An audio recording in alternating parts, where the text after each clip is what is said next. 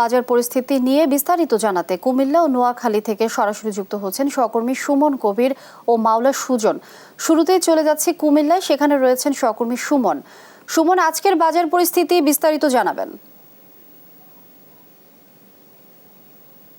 আপনাকে ধন্যবাদ। আপনি যেটা বলছিলেন কুমিল্লা বাজার পরিস্থিতি আমি দেখেছি সকাল থেকে আসলে ক্রেতারা আসা শুরু করেছে। তবে একটা বিষয় জানা যায় কুমিল্লা যে বাজার পরিস্থিতি, সে বাজার আমি কুমিল্লা যে গরুর মাংস রয়েছে, সেই গরুর মাংস আসলে 800 টাকা করে বিক্রি করছে। তারপরে নাকি দোকানদার লোকসানের সম্মুখীন হচ্ছে।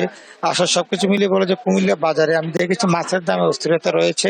ধনিয়া পাতা যে কাঁচামরিচ, ধনিয়া পাতা 320 টাকা, কাঁচামরিচ 130 টাকা কেজি, এবং যে সবজি রয়েছে সবজির আমি বলতে চাই কোনো সবজি 50 টাকা নিচে কোনো সবজি নেই। আর একটা বিষয় জানা যায় কি কুমিল্লার যে মুরগি বাজার রয়েছে, মুরগিতে আমি দেখেছি ব্রয়লার মুরগি 210 টাকা, সোনালী মুরগি 340 টাকা, এবং যেটা লেয়ার মুরগি 350 টাকা 60 টাকা করে বিক্রি করছে। তো গতকাল আমি আপনাকে জানাই রাখি বক্তারা যে ডিজি এসেছিলেন এইচএম শফিকুজ্জামান, উনি বলেছেন রমজানে আসলে বাজারে আবার পেঁয়াজের দাম যেটা এখন 65 টাকা করে চলছে, রমজানে সেটা 50 টাকা হওয়ার সম্ভাবনা রয়েছে। উনি মোটামুটি এনশিওর করেছেন। গতকাল কুমিল্লা বাজার উনি এসেছিলেন এবং উনি সেটা জানিয়েছেন। তবে কুমিল্লা যে বাজার আমরা দেখেছি প্রত্যেকটা ক্ষেত্রে আসলে তারা বলছেন যে হঠাৎ করে আসলে খরার কারণে আসলে সবজির দাম বৃদ্ধি পেয়েছে এবং মাছের দাম বৃদ্ধি পেয়েছে। এবং কুমিল্লা আমি যদি একজনের সাথে কথা বলতে চাই যে কুমিল্লা যে বাজারে আমি দেখেছি যে মাংসের দাম প্রায় 800 টাকায় বিক্রি করার পর কেন লসের সম্মুখীন হচ্ছে আসলে সেটা বলতে করবো না। আমি যদি একটু কথা 800 টাকা করে মাংস বিক্রি করে পরে কেন লসের সম্মুখীন হচ্ছে?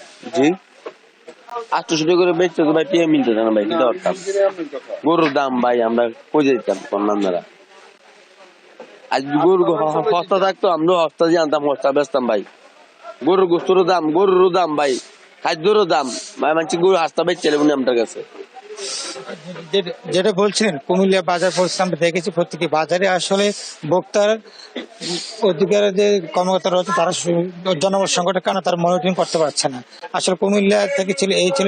আমি এখন চলে যাচ্ছি আমাদের সহকর্মী নোয়াখালী মাওলা সুজন বাজার পরিস্থিতি বিস্তারিত জানাবেন।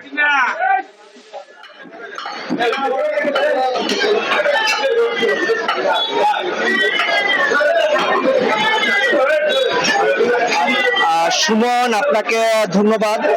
যেমনটি বলছিলেন এরিয়া মাংসের বাজার পরিস্থিতি নিয়ে, আমি এখন দাঁড়িয়ে আছি নোয়াখালী পৌর বাজারে। এটি নোয়াখালী শহরের খুচরা একমাত্র খুচরা বাজার হিসেবে পরিচিত। তো আজকে সকাল থেকে যে বাজার দর দেখা যাচ্ছে যে গরুর মাংসের কেজি বিক্রি হচ্ছে 800 টাকা কেজি দরে এবং খাসির মাংসের কেজি বিক্রি হচ্ছে 1100 টাকা কেজির দরে।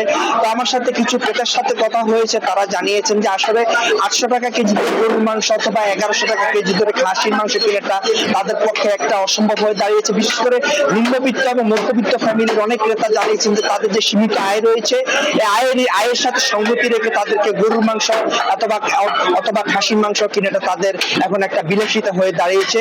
এটি এখন তাদের কাছে বিলাসিতা হিসাবে বিবেচিত হচ্ছে গরুর মাংস এবং খাসির মাংস। অন্যদিকে আমার সাথে কিছু বিক্রেতার সাথে কথা হয়েছে, তারা জানিয়েছেন যে আসলে দাম বাড়ার মূল কারণ হচ্ছে যে লোকালি ভাবে যে গরুর যে সরবরাহ কম থাকা, উত্তরবঙ্গ থেকে গরু কম আসা এবং বাইরে থেকে গরু কম আসায় তাদেরকে বাড়তি দামে খামারিদের কাছ থেকে বাড়তি দামে গরু কিনতে হচ্ছে। খামারিরা দাম বাড়ার কারণ হিসেবে বলছে যে গরু যেসব যে খাদ্য রয়েছে অথবা যে রক্ষণাবেক্ষণের জন্য যেসব চাহিদা রয়েছে এইসব সবকিছু বেড়ে যাওয়াতে এবং বিদ্যুতের দাম বেড়ে যাওয়াতে তারা খুচরা বিক্রেতাদের কাছে বাড়তি দামে গরু বিক্রি করছেন। তো খুচরা বিক্রেতা তাদের সেই বাড়তি দামে বিক্রি ক্রয় করে খুচরা বাজারে এসে সেই দামের সাথে সংযুক্ত রেখে তাদেরকে এই গরুর মাংস অথবা খাসির মাংস বিক্রি করতে হচ্ছে। তো এই হচ্ছে নোয়াখালী থেকে আমার কাছে সর্বশেষ মাংসের বাজার নিয়ে। অসংখ্য ধন্যবাদ আপনাদের দুজনকে আমাদের সাথে যুক্ত হবার জন্য। দর্শক, বাজার পরিস্থিতির খবরাখবর জানাচ্ছিলেন আমাদের সহকর্মীরা।